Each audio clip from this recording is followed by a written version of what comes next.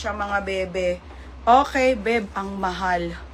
Okay, ayan siya. Super ganda talaga. Katag lang mga beha. Mga sis, sobrang ganda po. Bebe, oh. Diyos ko, grabe no. Ang gaganda pala pag ang ganda nito. Putek, ang liit na naman. Nakakainis. Oh. Another small. May ako dito, maxi. Isa na to. Wala nang maxi ata. Ay, may maxi pa kaso parang malalaki na iba. Mine maxi 1,250. Code maxi 1,250 ha. Code maxi. Wala lang, tinalong.